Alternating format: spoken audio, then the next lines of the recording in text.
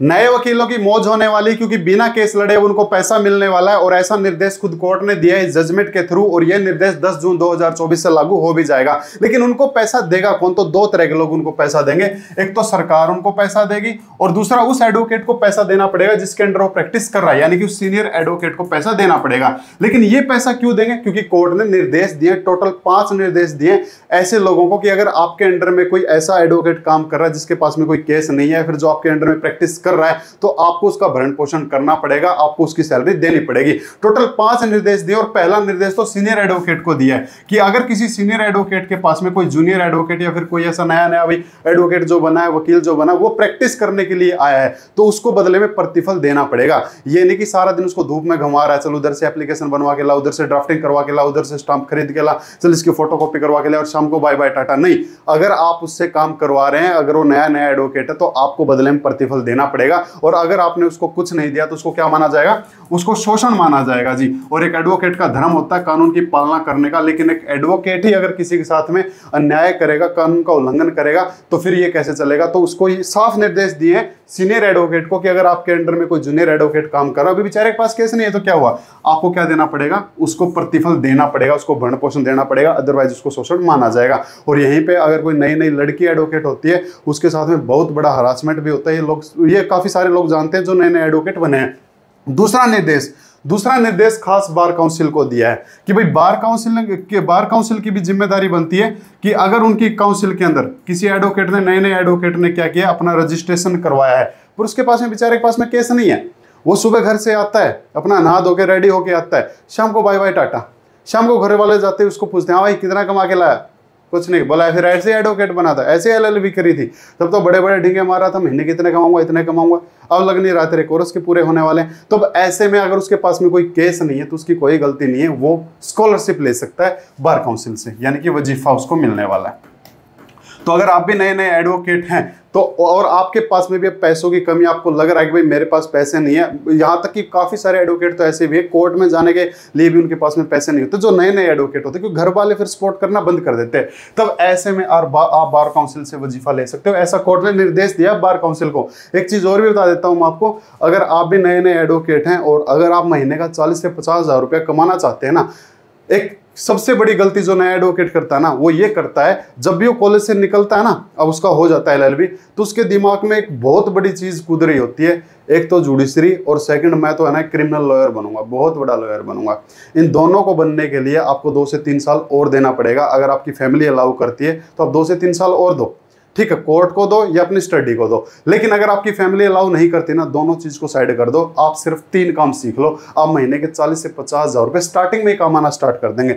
एक तो आपने लिविंग रिलेशनशिप का सर्टिफिकेट बनवाना सीख लो। अगर ये सर्टिफिकेट बनवाना सीख लिया, आपके 5-7 हज़ार रुपए एक सर्टिफिकेट के साथ में बचने स्टार्ट हो जाएंगे। और अगर महीने में आपने 4 से 5 भी बनवा दिए तो एक अच्छी खासी 20-25 हज़ार रुपए की इनकम हो जाएगी। सेकंड थिंग, आप है ना एक रेंट एग्रीमेंट बनवाना सीख लो, 2-3 हज़ार रुपए उसमें आपके बच जाएंगे, आप अपना अच्छा कमाना स्टार्ट कर दोगे। महीने में 2 भी बनाए तो भी अपना खर्चा पानी निकालना सीख जाओगे। तीसरा, विल बनाना सीख लो।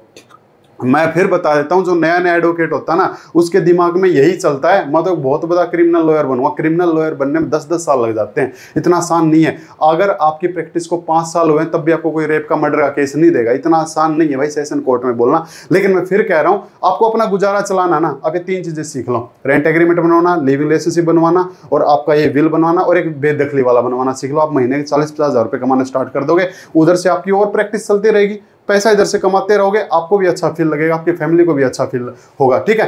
तो कमाने में, मेहनत करने में कोई संकोच मत करो, कोई भी काम बुरा नहीं है, कोई भी काम छोटा नहीं है। अगर आप कोई सर्टिफिकेट बनवा रहे हैं, कोई रेंट एग्रीमेंट बनवा रहे हैं, कोई आपको ये नहीं कहेगा तो छोटे मोटे कामों में उलझ के खड़ा हो गया, ये बड़ा एडवोकेट नहीं बन पाएगा। बड़ा एडवोकेट वही है जो अपने काम की इज्जत करेगा, काम चाहे कुछ भी हो। तीसरा निर्देश जो दिया है कोर्ट ने इस जजमेंट के थ्रू, तीसरा निर्देश भी बार काउंसिल को दिया है।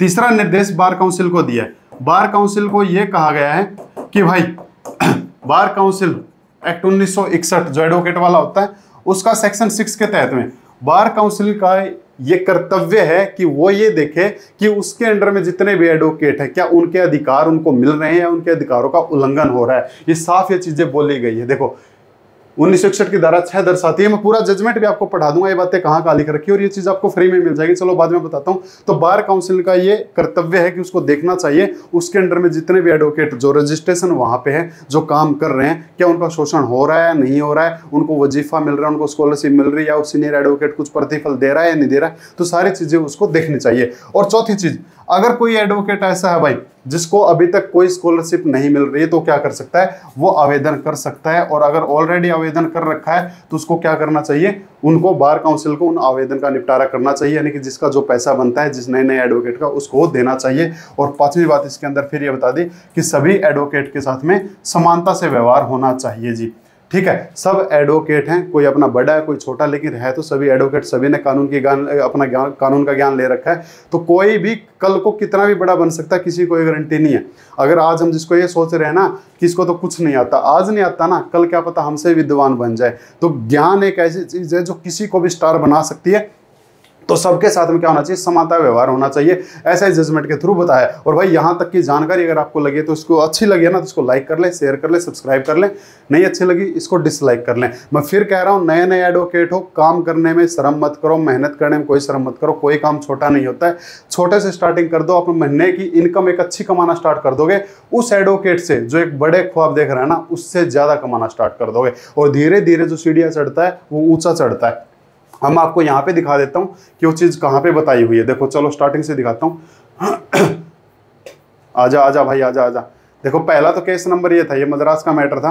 अगर किसी को जजमेंट चाहिए तो डाउनलोड कर लेना, फ्री में मिल जाएगी। फ्री में कैसे मिलेगी मैं फिर बता देता हूँ आपको, ठीक है। और एक चीज़ और, कई एडवोकेट जो नए नए एडवोकेट है जिनके मन में ये होता सर ये हमको सिखाता कौन है, ये चीज़ हमको कोई बताता है नहीं, कैसे नोटिस बनेगा, कैसे रेंट एग्रीमेंट बनेगा, तो ये सारी चीज़ भी आपको सीखनी है, तो ये भी मैं आपको सिखा दूंगा। देखो पहला बता दिया, इस न्यायालय के ध्यान में लाया गया है कि तमिलनाडु अधिवक्ता कल्याण कोष के तहत लाभ की मांग के लिए लगभग 200 आवेदन प्रस्तुत किए गए हैं जो कि पेंडिंग है। देखो लंबित है, मतलब कि 200 एप्लीकेशन है स्कॉलरशिप के लिए। बार काउंसिल ऑफ तमिलनाडु की ओर से उपस्थित विद्वान वकील ये जो थे, सरकार को कल्याण निधि योजना के तहत में पात्र सदस्यों को निधि के भुगतान के उद्देश्य धनराशि स्वीकृत और जारी करनी होगी, यानी कि ऑर्डर दिए, ये निर्देश है। देखो आदेश दिए कोर्ट ने कि उसको क्या करना पड़ेगा, ये जो धनराशि है जो नए नए वकीलों को मिलनी चाहिए वो क्या करना पड़ेगा, उसको जारी करना पड़ेगा जी। जहां तक कि पुडुचेरी सरकार का सवाल है, सरकार योजना के तहत वकीलों को लाभ का भुगतान किया जाना बाकी है, अभी तक दिया नहीं है सरकार ने, और सरकार को निर्णय लेना है। इस संदर्भ में पुडुचेरी की ओर से उपस्थित विद्यमान अतिरिक्त सरकारी वकील ने निर्देश प्राप्त करते हुए 1 सप्ताह का समय मांगा है। 1 सप्ताह कब से मांगा है, ये ऑर्डर जो था, ये ऑर्डर था, कहाँ गई तारीख, ऑर्डर था 3/6/2024 का। 1 सप्ताह का टाइम मांगा, यानी कि 10 जून 2024 के बाद में ये जो चीज़ है यानी कि वो स्कॉलरशिप है वो मिलनी स्टार्ट हो जाएगी। देन उसके बाद इस प्रकार विद्यमान अतिरिक्त सरकारी वकील को सरकार के समक्ष सभी तथ्य रखने होंगे और बार काउंसिल को योजना की शर्तों के अनुसार कल्याण योजना का संचालन करने में सक्षम बनाने के लिए वित्तीय योगदान के लिए आवश्यक निर्देश सुरक्षित करने होंगे, यानी कि इनको पूरा ध्यान रखना पड़ेगा कि किसको कितना जरूरत है और वो चीज़ बना के अपना दो और फटाफट वही वकीलों को स्कॉलरशिप दो। इसके अलावा यह हमारे ध्यान में लाया गया है कि युवा प्रतिभागिशाली, जो युवा यानी कि नया एडवोकेट वकील खुद को बार काउंसिल ऑफ तमिलनाडु वकील के रूप में नामांकित करने के बाद इस तथ्य कारण जीवित रहने में असमर्थ है। भाई जीवित समझ गए ना, मैंने बताया था ना काफी सारे एडवोकेट नए ऐसे भी हैं कोर्ट में आने तक का किराया भी नहीं होता है, तो वो अपना जीवित रहने में अगर असमर्थ है तो वरिष्ठ वकील जिस सीनियर के पास में वकील इन कनिष्ठ वकीलों की सेवाएं ले रहे हैं, यानी कि जो सीनियर वकील जो जूनियर वकील की सेवाएं ले रहे हैं, इधर से उधर भगा रहे हैं, अपनी आजीविका के लिए न्यूनतम वजीफा भी नहीं दे रहे हैं, यानी कि काफ़ी सारे सीनियर एडवोकेट ये हैं सिर्फ भगा रहे हैं, मेहनत करवा रहे हैं और कोई प्रतिफल नहीं दे रहे, तो उनके लिए निर्देश है। बिना भुगतान के काम लेना शोषण है और सीधे तौर पर संविधान के तहत जो भी मौलिक अधिकार का उल्लंघन है। इन युवा प्रतिभागिशाली वकीलों की आजीविका जिन्होंने एक अच्छी उम्मीद के साथ अपनी प्रैक्टिस शुरू की थी, बताया था ना मैंने, जब भी कोई इंसान अपना LLB में कदम रखता है तो उसके परिवार वाले यही सोचते हैं कल को हमारा बेटा इतना कमाएगा, बेटी इतनी कमाएगी, कि विद्यमान वकील बन जाएगी, पर भाई उम्मीदों पर पानी फिर जाता है। और वरिष्ठ वकील कानूनी बिरादरी और न्यायालयों द्वारा प्रोत्साहित किया जाना चाहिए, यानी कि सीनियर एडवोकेट जो हैं उनको एक मोटिवेशन भी देना चाहिए कि हम कैसे बने, अपने बारे में बताना चाहिए, पर ऐसा कुछ होता नहीं है, सब अपना काम निकलवाते हैं। और आपके साथ भी अगर कोई ऐसा शोषण हुआ है तो आप बेझिझक कमेंट करके बता सकते हैं ताकि किसी और को भी पता लग जाए कि आपने किसी के पास प्रैक्टिस की थी और उसने आपके साथ में गलत किया था। इस संदर्भ में अधिवक्ता अधिनियम एक्ट 1961 की धारा 6 दर्शाती है कि राज्य बार काउंसिल के कार्य धारा 61D इसके रोल पर अधिवक्ताओं के अधिकारों, विशेषाधिकारों और हित की रक्षा करने के लिए निर्धारित करती है कि उपखंड में कहा गया है कि कानून सुधार को बढ़ावा देना और समर्थ करना, अधिवक्ताओं के अधिकारों, विशेषाधिकारों और हितों की रक्षा करना राज्य के बार काउंसिल के कार्यों में से एक है। यही चीज मैंने आपको बताई थी। इन युवा वकीलों की आजीविका की रक्षा की जानी चाहिए जिन्होंने बड़ी मोटिवेशन लेके अपने मोटिवेशन के साथ में अपना रजिस्ट्रेशन कराया है। इन युवा वकीलों की आजीविका की रक्षा के लिए बार काउंसिलिंग को यह सुनिश्चित करना चाहिए कि इन वकीलों को न्यूनतम वजीफा का भुगतान, यानी कि ये डिसाइड करना चाहिए कि कितना वजीफा हर एडवोकेट को देना चाहिए जो एक जूनियर है, जिसके पास में केस नहीं है, जो सक्षम नहीं है कोर्ट में आने जाने के लिए भी, तो उसको स्कॉलरशिप मिलनी चाहिए। भाई किसी भी परिस्थितियों में शोषण की अनुमति नहीं दी जा सकती है। ये वाली चीज आ गई ना, ठीक है। और न ही इसकी सराहना की जानी चाहिए। वो काफी सारे सीनियर एडवोकेट ये भी करते हैं, अरे अपने वाला तो फ्री में काम करता है, अपने पास तो 2 लड़के हैं, एक पैसा नहीं लेते। ये कोई सराहना की बात नहीं है यार। सामने वाला भी इंसान है, उसका भी दिल करता है उसके जेब में भी हर रोज कुछ डले, ताकि घर पे जाके बता दे कि आज माँ मैं इतना कमा के लाया हूँ। इसलिए यह सुनिश्चित करना बार काउंसिल का कार्य है कि नामांकन करने वाले जूनियर, रजिस्ट्री करने वाले जूनियर वकीलों की सेवाएं लेने से स्थिति में भुगतान की जाने वाली न्यूनतम वजीफा तय करने का वकीलों की आजीविका के लिए। तो वही ठीक है। तो जो नए वकील हैं, और ये 3/6/2024 का और 7 दिन का टाइम दिया था, यानी कि 10 जून 2024 के बाद ये ऑर्डर लागू हो जाएंगे। तो भाई अगर नए एडवोकेट हो आप लोग भी, तो आप भी क्या कर सकते हो, अगर आपके पास में भी अपना कोर्ट आने जाने के लिए आप समर्थ नहीं है, तो आप बार काउंसिल से सेक्शन 6 के तहत में आप अपने अधिकारों की मांग करते हुए आप वहाँ से स्कॉलरशिप ले सकते हो। कोई शर्म नहीं है। मैं फिर कह रहा हूँ, बड़े एडवोकेट बनो, बहुत अच्छी बात है, जुडिशरी की तैयारी करो, बहुत अच्छी बात है, लेकिन अगर आपकी फैमिली अलाउ नहीं करती, आपकी पॉकेट अलाउ नहीं करती, तो छोटे काम करने स्टार्ट कर दो। छोटे छोटे से इंसान बहुत बड़ा बन जाता है।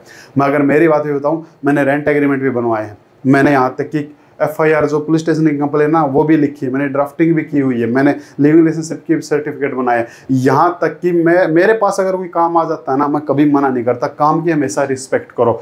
कोई भी अगर आपको कहते हैं वकील साहब ये काम है, हाँ जी काम करवा देंगे।